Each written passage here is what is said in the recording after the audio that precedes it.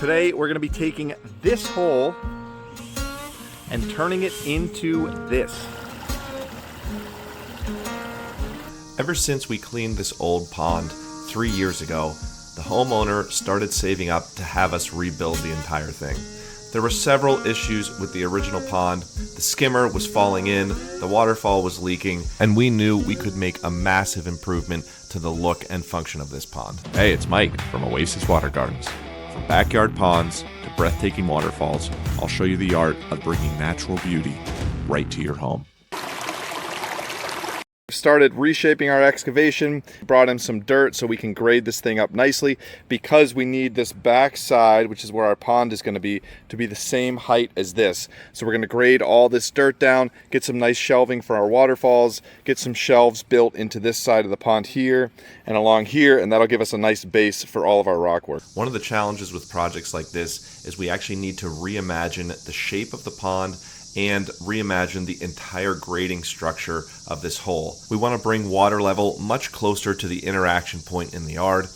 We also want to shelf out these waterfalls and create some nice shelves that we can get our stable boulders on and create a really natural looking waterfall. What we're doing is we're going around with our laser level, we're testing all the points around the pond, finding the high and low spots, and then we're going to set our water level. From there, we can shape all the excavation around this water level.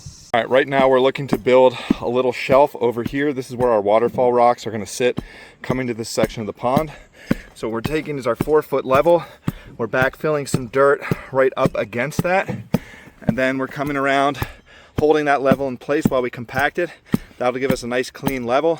And then if we need to go a little bit higher, we can just raise that level and just repeat this process as many times as needed. Since the original excavation here had a hole that was much too large for what we were trying to accomplish, building that shelf in the bottom of the pond was going to be really essential to set those waterfall rocks on. So this is the best process that we have found, just compacting a few inches at a time and setting the shelf to the exact height that you need it.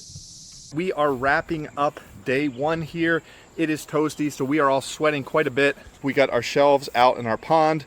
We got our pond section dug out here, and then we get all our shelving for the waterfalls. We glued up our plumbing here, and we also got our skimmer plumbing glued up here. So all our components are glued in. We're going to be digging, the blue line is water level in the pond, so we're going to be doing an overlap liner coming into here, and then we have 1 drop into the pond, 2, 3, 4, and then 1 more drop here. So about 5 drops coming down, and then actually we're going to get all those drops in, bring this dirt, grade it all so that it feels like it's completely part of this space here, part of the original grade. We got our sump area for cleanouts. We can drop our sump pumps there whenever the time comes to clean this thing out. We're going to be doing some of our smaller stacked slate work all around the bottom to build us up, keep that space for the fish. Then we're going to take our bigger coping stones, set them along the edge here and here, and then we'll start working our waterfalls up this direction. So now that we got everything all shaped out, we're going to bring in that geotextile underlayment. Then we're going to bring our 45 mil EPDM liner on top of that, and then 1 more layer of this protective fabric is going to go on top of the liner for all of our stonework. We're starting with the stacked stone section of the pond here. This is because we are working in such a tight space, and when we start taking some of those bigger natural boulders, they start taking up too much of the room in the bottom of the pond for fish. All right, we got a lot of this rock work done in the bottom section of the pond, and we're gonna leave that to Ethan tomorrow to finish up all the details here. Right now we're gonna start setting some of our waterfall boulders up here. It's supposed to rain tomorrow afternoon, so we're gonna see if we can knock a lot of this stuff out today. Try to frame this out, frame this out, frame this out, get a lot of those waterfall framers in. That'll leave us the opportunity to do some details on those tomorrow before the rain's supposed to come. It was deceiving from the original excavation, but we actually have about 3.5 feet of grade to work with on this. So what we're starting to do is we're taking our framing boulders, or our really core boulders, and we're going to set these all around the waterfall. So we like to actually start with all of our framing boulders. We're going to set those for the entire waterfall, and then after those are all in place, we're going to come back through and work some smaller river stone around some of the edges. We're going to figure out the exact path of the water. This way we can add some twists and turns, and those framing boulders will create balance to the look of the final waterfall.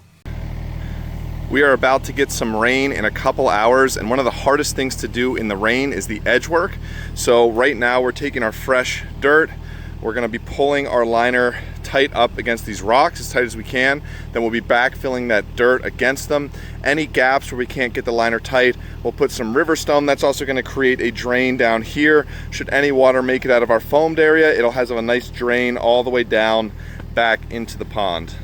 Edge work is absolutely crucial for ensuring that this blends seamlessly into the landscape. So after we fold our liner down, we're going to go ahead and bring dirt all the way up to the edge of that liner. And on the right side here, we've actually created a gravel drain with a 3-inch corrugated pipe running all the way into the pond. If any water ever gets out of our foamed areas, it'll have this nice drain all the way down into the pond. Now, that ring of rock does not look very nice, so we're going to bring in some fabric and some mulch on top of that so that it's completely hidden once we're finished.